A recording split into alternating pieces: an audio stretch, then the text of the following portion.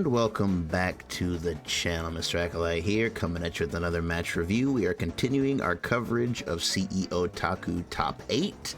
This time we've got Dilly versus Ice Cold. Let's check it out.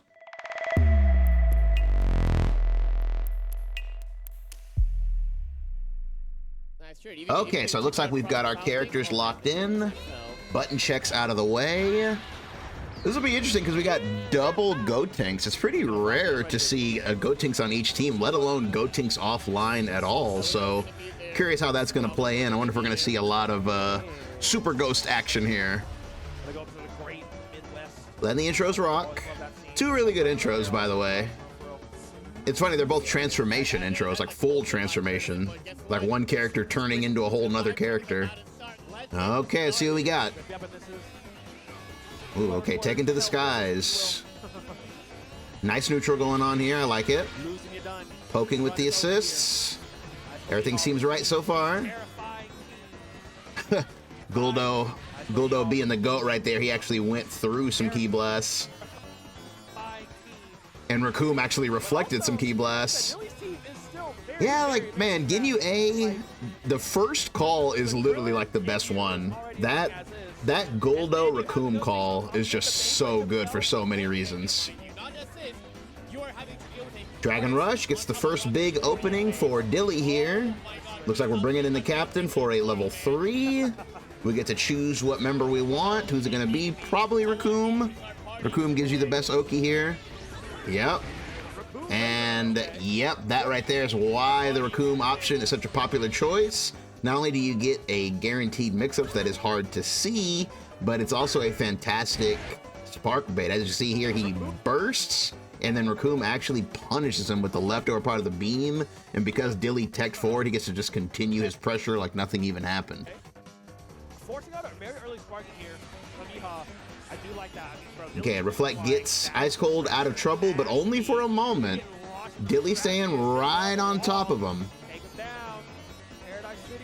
Okay, we do vanish. I guess we wanted a mid-screen setup instead of keeping the corner. We'll see if that pays off. Another super dash here. And that is gonna knock baby off the screen. Yeah, this situation right here, it's tough, man. Like, you gotta really cover these JS's because there's really no way to save yourself, especially if they whiff like this. Like that's like the downfall of baby. Is as powerful as he is, basically what you're always doing is you're just always waiting for super dash. Like the opponent is going to super dash because they have to, and you just have to keep yourself covered at all times. That's why I say baby, despite being one of the best characters in the game, in my opinion, is probably the most stressful character to play, especially in like in a tournaments type set, because again, you're just always open to super dash, especially when you jump. And wow, that was one of the craziest cross-ups I've ever seen. Jump L from Gotenks crossing up with like the most phantom hurt box you've ever seen. Phantom hitbox, excuse me. Phantom hits opening up Nappa. Re-jump. I like it. This is gonna build a ton of bar. Look at the bar at the bottom. Gotenks. All those special move cancels are very fair. Gonna spin this on level 3. We're gonna see Raccoon again. Yep, there he goes. Ooh, okay, so last time Ice Cold, he got baited, so this time he just resolved to try to block the situation out, but he does get caught by the ID. That is pretty hard to see right there. And the Purple Comet's gonna finish things off. Ice Cold down to just Gotenks now. He would need a lot of hits. He's got 7 bars though. However, I don't think Gotenks is as good as an anchor as he used to be now that he doesn't have his plus move anymore. Any character with a plus move makes a really good anchor. I still do think that Gotenks is a decent anchor, but nowhere near as good as he used to be because, again, he lost his plus move. Okay, Tetris. Oh, as soon as I say that, it looked like I saw a little bit of a wiggle there. Yeah, he stood up. He might have tried to guard cancel right at the moment where the 6M hit him. Unfortunate. You hate when that happens to you. The moment you go to guard cancel, that's when the opponent puts a gap in their string. I like that right there. That's a nice little setup.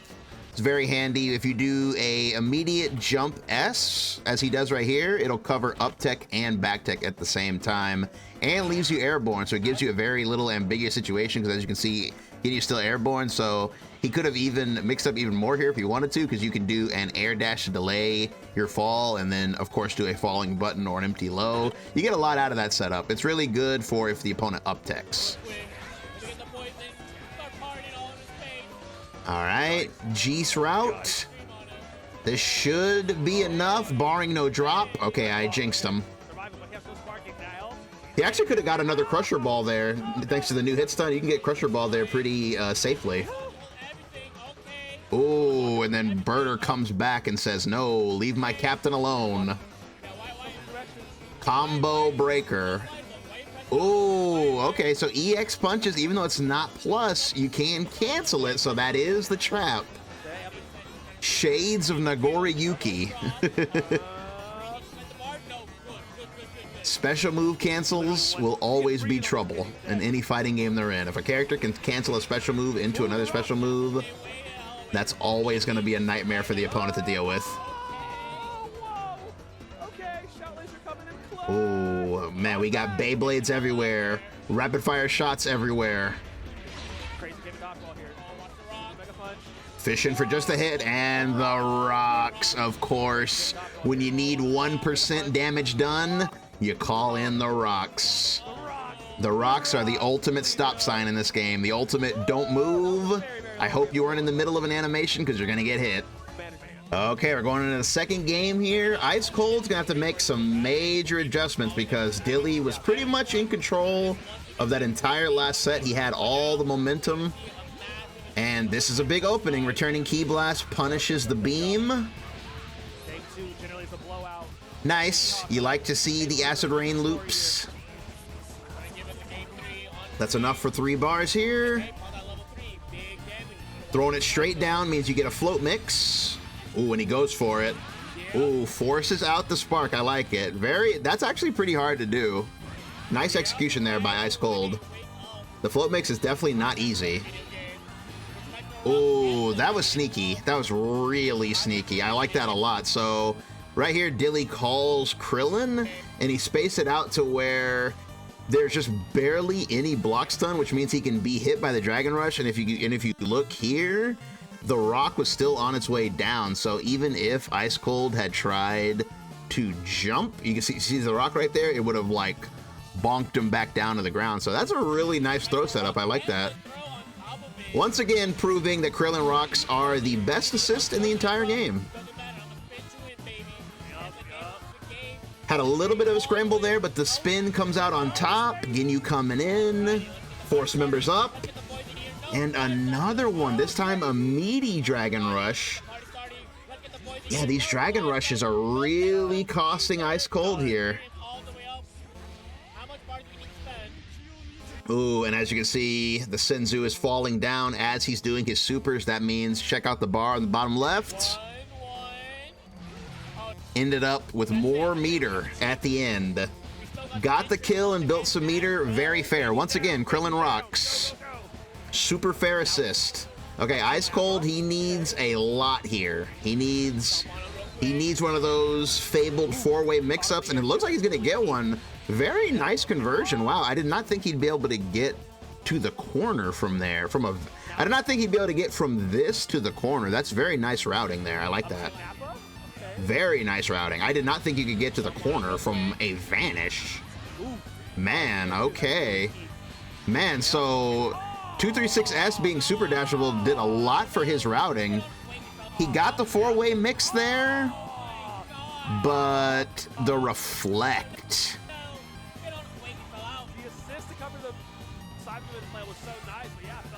Reflect is a good option against resets.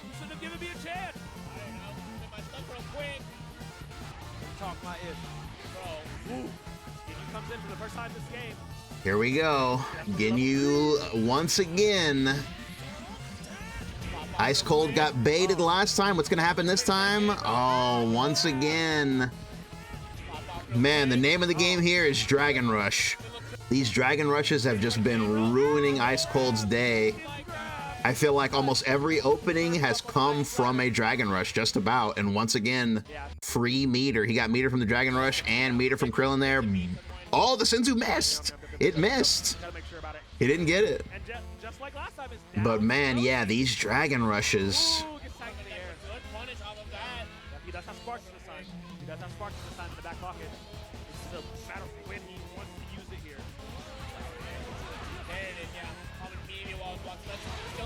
Okay, ooh, man. Okay, that was kind of a little bit of a peek at Scramble Town there. So Dilly goes for the super dash at the same time Ice Cold did a beam. Ice Cold had already committed to doing the super dash. Dilly techs up and then immediately gets hit by the meaty super dash. I'm assuming he tried to 2H it, but it was just a little bit too meaty, and now he's getting comboed. Okay. Oh, wow. Yep. Taking a lot of damage from this one.